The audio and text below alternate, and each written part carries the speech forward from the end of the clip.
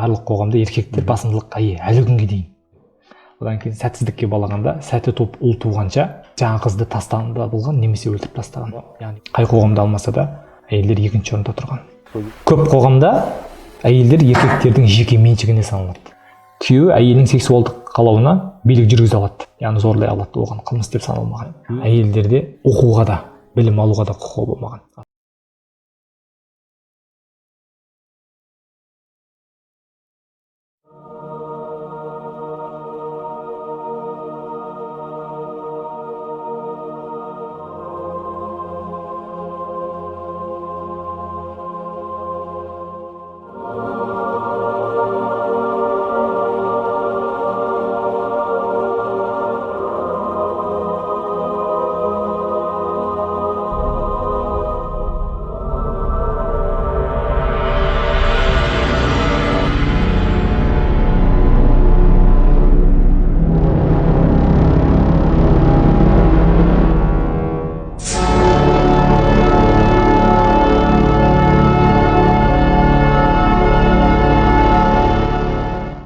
Ендеше сіздің айтқыңыз келіп отқаны, біз тек қана биологиялық тұрғыда аталық немесе аналық бөліну керекпіз, қалған қоғамдық, мәдени немесе наным сенімдік бөлінудің қажеті жоқ деп айтқыңыз келіп тұр ғой.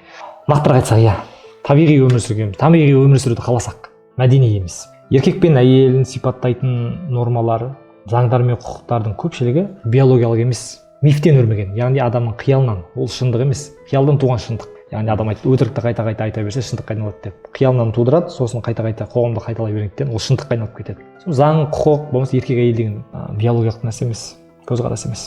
Биологиялық тұрғыда адамдар еркек пен әйел емес, аталық пен аналық бөлінеді, айттым ба? Аталық XX хромосомасы, әйел XX хромосома деген сияқты. Еркек пен әйел ол тек қана мәдени категорияда. Еркек пен әйел тек қана мәдени категорияда. Миф бойынша еркек, мысалы, мәдениет қалыптасып еркек қандай болу керек?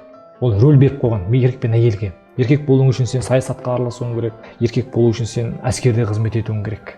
Ал әйел болу үшін өмір бойы әдемі болып жүруің керек, өмір бойы нәзік болып жүруің керек.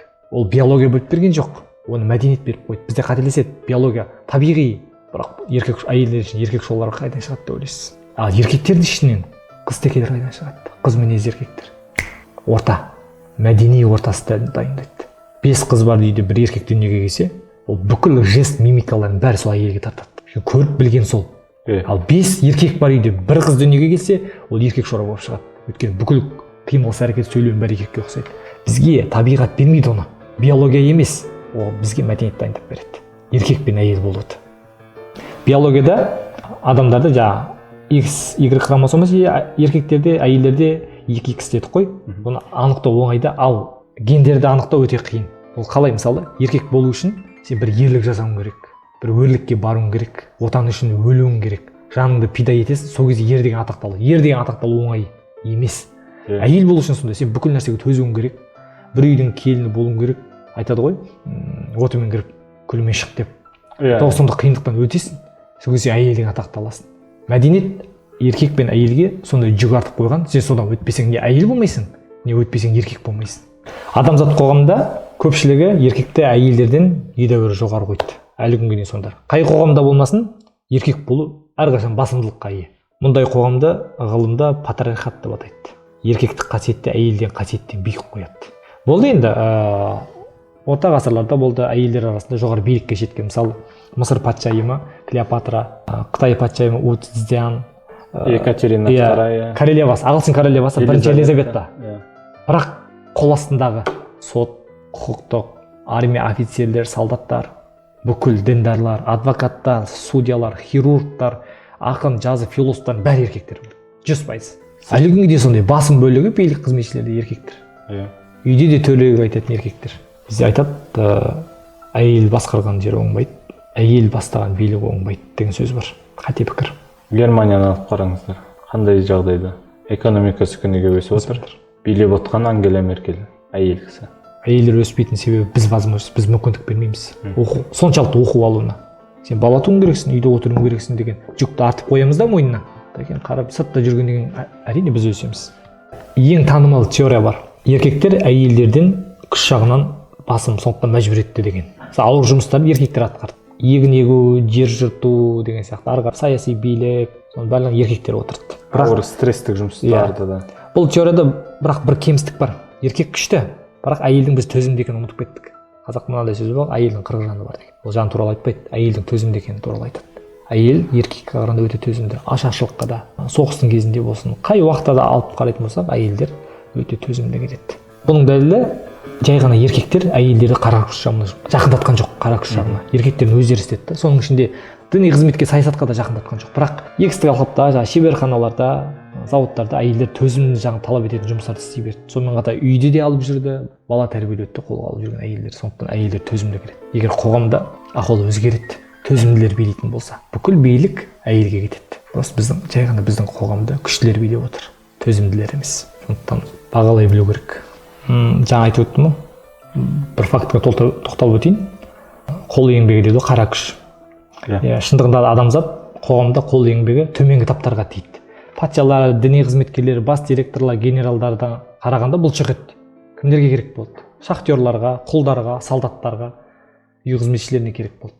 Дене күші маңызды болса, бірақ адамдар осынау ғаламат деңгейге, ғаламдық деңгейге жетпес еді. Бар тағы бір теория бар. Еркектер күш жағынан емес, басымдылығы агрессияда деп. Бүкіл билеуі агрессияда деп. Яғни эволюцияның миллиондаған жылында еркектер әйелдерге қарағанда әлде қайда агрессивті болып алды да.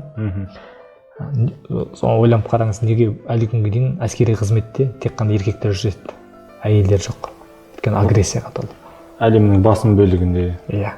Әйелдер еркектерден гөрі бітімшіл, бірақ шыдамды. Олардан тамаша саясаткерлер шығады, тамаша билеушілер шығады. Жай ғана мүмкіндік бермейміз. Әйелдер өз балаларын өніп өсіп ұрпақтарын қаласа, әр баланы 9 ай бойы көтеріп, оны дүниеге алып келіп, оған тәрбие беру керек. Осы кезде әйелдің тамақ табуға, азық табуға, балалар қоректендіруге уақыты болмайды. Сол кезде олар еркекке байланады. Яғни бір еркекті ұстау керек. Отбасы, неке қиялдан туған. Неке қиялдан туған. Неке мәдениет жасап берді. Негізі бұрын еркек неке деген болмаған. Тайпаларда, кейбір тобырларда бұрынғыда эволюция барысында мәдениет жасады ғой. Эволюция жасаған жоқ, мәдениет жасады некені. Ескі адамдарда, ежелгі адамдарда әйелдер кез келген еркекпен болады. Жыныстық болады. Сондықтан бала кімнен екенін білмейді, бірақ бүкіл сол топтың бүкіл еркектері балаға қамқор болады. Әйел мүмкіндік болмады, өйткені балаға тәрбие беру керек, өсіп өндіріп қоректену керек, бір еркекке байланды. Соның үшін еркектерде агрессия пайда болды, еркектерде күш пайда болды, еркектерде менсіген жағы бәсекелестік пайда болды. Сол үшін саясатқа кеткені содан. Бүкіл ауыр жұмыстарды қолына алды да әйелдер еркекке тәуелді болып қалды. Сондықтан мәдениет әйелді еркектердің алдына жығып берді. Сондықтан мәдениет әйелді еркектердің алдына жығып берді. Сол үшін әйелдер аяққа оралғы болған үшін еркектер оны ештеңеге араластырған жоқ. Тек қана бала туасын, баланың тәрбиесіне қарайсың, менің тамағымды жаса, жағдайымды жасайсың деді да. Содан бүгінге дейін әйелдерді сөйтіп келе жатырмыз. Әйел мен еркектер де мықты жұмыс істейді. Кәдімгі қоғамда араласып екеуі де білім алған да. Мен ондай отбасын көрдім. Балалар үйде 5-6 баласы бар. Еркек пен әйел кешке бірден жұмыстан келеді. Еркек қырғын шығарады. Тамақ қайда? Неге балаға тамақ істемегенсің? Неге тамақ дайын емес? Неге тамағың дәмсіз? Неге балаларға қарамайсың? Не балалардың білімі нашар? Балалардың киімі неге мынадай? Үй не үшін шашылып жатыр? Бірақ әйел мен еркек бірдей табыс табады, бірдей білім бар, бірдей жүреді. Бірдей қоғамдық деңгейде. Бірақ қоғамдық деңгейде бірдей. Бізге мәдениеттен жасап берген сыйы осы. Еркектер әлі күнге дейін әйелдерге басымдылық жүргізгісі келеді.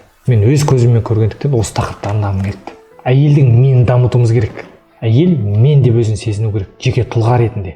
Бірақ соңғы 100 жыл ішінде осы салада еркек пен әйелдер саласында қатты революция болды. Еркек пен әйел арасында теңдік орнай бастады. Әйелдер қазір мемлекеттік қызметте жұмыс жасай алады. Әйелдер сайлауға қатыса алады. Әйелдер сотта да бар, әйелдер құқықтар, заңдардың арасында да әйелдер жүр.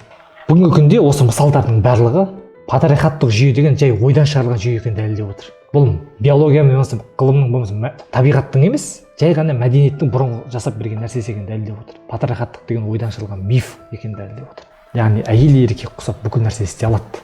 Тек біз мүмкіндік берсек, тек біз ойымызды доғарсақ, әйел екінші орында, әйел төмен тұрады. Сен өз орныңды біл деген әңгімені доғаратын болсақ, әйелдің менін дамыта аламыз, әйелді тұлға ретінде қалыптастыра аламыз. Бізден де мықты билеушілер, бізден де мықты саясаткерлер шығады арасында. Дәлелденіп отыр, ондайлар бар. Маргарет Тэтчер темір әйелді алуға болады мысалы. Бір ғана мысал, одан миллиондаған мысал бар. Мен бір ғана мысалдар. Сіз мынаны фактіні білесіз ба? Тарап кеткен СССР 15 мемлекет әсер еткен ең бірінші адамды тарап кетуіне Горбачевқа. Маргарет Тэтчер ұзаққа бармайды бұл жүйеде. Мен оны толықтай айтпай қояйын. Керек адам өзі ізденсін. Әйел ретінде емес, тұлға, саясаткер ретінде әсер еткен. Біз әйелмен бірдей екенімізді мойындауымыз керек. Бұл айтқанда бұның бәрін түсіну үшін айтып отырмын, ғылымға келуіміз керек. Насихатты қойып ақиқатқа, магияны қойып мәліметке, стандартты қойып не стандартқа өтуіміз керек. Рахмет.